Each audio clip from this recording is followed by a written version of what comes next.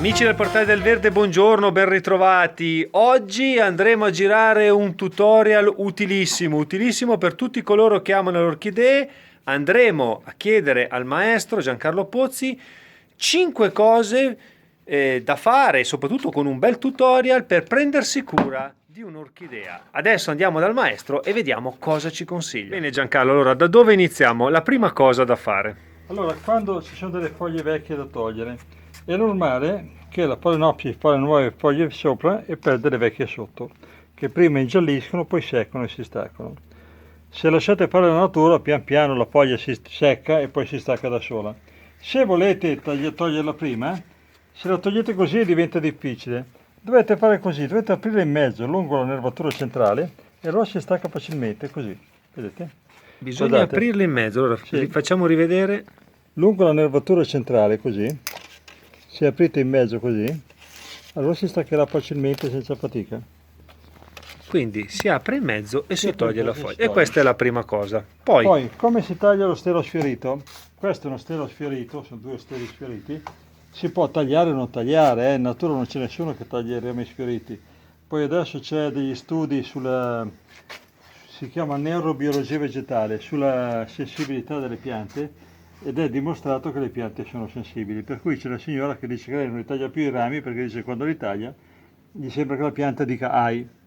Perché se non lo tagliate, la pianta poi ripartirà da questa punta che c'è oltre l'ultimo bocciolo e oltre l'ultimo fiore, e ripartirà e verrà solo il ramo un po' più lungo.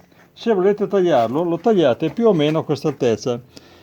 Però se lo tagliate, tutte le volte che tagliate qualcosa sul verde, cioè sul vivo, bisogna disinfettare l'attrezzo che si usa per tagliare con la candeggina.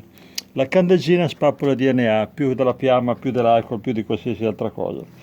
Oppure si può rompere con le mani. Se lo rompete non occorre né candeggina né niente. Dovete prendere sul nodo così, proprio l'attaccatura del nodo, e dare un colpo secco. Il problema è quello lì, del colpo secco. Per cui io dico sempre, se volete provare, le prime volte chiudete gli occhi quando date un colpo secco. ok. Perché se non date colpo secco non si rompe più. La terza è la cocciniglia. Adesso qui non abbiamo cocciniglia. Facciamo finta che c'è su Facciamo una finta che foglia, c'è la cosa cocciniglia. facciamo quando la Se troviamo? è solo, se sono solo poche piante, si può pulire con un cotton fioc imbevuto nell'alcol. Questo è alcol, adesso non c'è qua il cotton fioc, uso la carta qui. Si prende l'alcol, tanto evapora subito, e si passa con l'acqua, si riesce a togliere facilmente e si pulisce. Se uno ha poche piante, fa una buona pulizia per un po' apposta, poi tornerà. Quindi alcol e un cotton fioc e si Sì. toglie la cocciniglia. Se no, se sono tante piante, bisogna disinfettare, bisogna usare un prodotto per la cocciniglia, che ce n'è tanti. Se è sistemico è meglio, perché sistemico vuol dire che entra in circolazione con la linfa, va dappertutto. Se uno non fa anche un trattamento proprio perfetto, comunque sia, il prodotto va in giro perché è sistemico. Bene, Se usate un prodotto dovete ogni volta cambiare il principio attivo. Poi ci sono tanti altri prodotti che si possono usare più casalinghi. Per esempio si può usare l'olio di soia e l'asta limone. L'asta limone è detersivo dei piatti, si mette 5 cc di olio di l'asta limone, 10 cc di olio di soia in un litro d'acqua e poi si spruzza bene dappertutto, sopra sotto, e funziona, è molto usato adesso in frutticoltura. Per bagnare una pianta, quando una pianta è asciutta, si può bagnare sia per immersione che da sopra. L'importante è che quando si bagna il vaso sia leggero e quando l'ho bagnato sia diventato pesante. Se lo metto a bagno, qualche minuto, quando è pesante basta, non state lì ore, Cioè quando il vaso è pesante basta, è sufficiente. oppure si può bagnare anche dall'alto. Ecco, adesso è pesante, va bene. In modo, tu hai l'affiatorio? Oppure si può bagnare dall'alto. Se bagnate dall'alto, l'acqua passa perché è corteccia, però vedete che dopo un po' il vaso diventa pesante. Bagnate finché il vaso diventa pesante. Vedete Comunque che si l'acqua... bagna in modo abbondante. Sì, in modo molto abbondante, lasciate fuoriuscire l'acqua da sotto, vedete che già è diventato un po' pesante. Quando bagnate, bagnate in modo che diventi bello pesante. Non bagnate mai finché il vaso non è leggero, però quando bagnate, bagnate bene, cioè quando si bagna abbondantemente. Ed è Alla preferibile grande. bagnare la mattina, Giancarlo? È sempre preferibile bagnare la mattina per arrivare la sera con le piante asciutte, soprattutto d'inverno con le notti lunghe. Bene. D'inverno è anche bene usare l'acqua, appunto, come dicevo, tiepida. E poi c'è il rinvaso, giusto? Poi il rinvaso. Prendiamo questa qui, togliamo i tutori.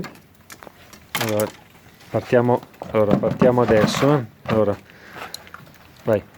Allora, per togliere la pianta dal vaso, la picchiate il bordo del vaso su una superficie, su un tavolo, così vedete che salta via subito. Dovete pulire bene le radici, dato che ogni 3 anni la corteccia va cambiata, perché quando in 3 anni si decompone, non tiene più l'aria, diventa terra, e allora va sostituita. Quando si cambia si pulisce bene, già che ci siamo puliamo bene. Questa è la gabbietta con lo sfagno, che è quella, quando le piante escono dai laboratori di micropropagazione, vengono invasate in questi vasetti qua, note era una rete, adesso questi vasetti qua, che si invasa direttamente tutto il vasetto di sfagno. Potete toglierlo. C'è tanti che appena comprano una pianta vanno a togliere, ma no, va benissimo, se c'è problema non è il problema la gabbietta, perché sennò tutte avrebbero un problema. Se c'è il problema è che la pianta ha qualche cosa. Allora, nel vaso nuovo mettete un po' di corteccia, un pochettino così, poi mettete sopra le radici e fate scendere, ma quando fate scendere ruotando, cioè dovete ruotare.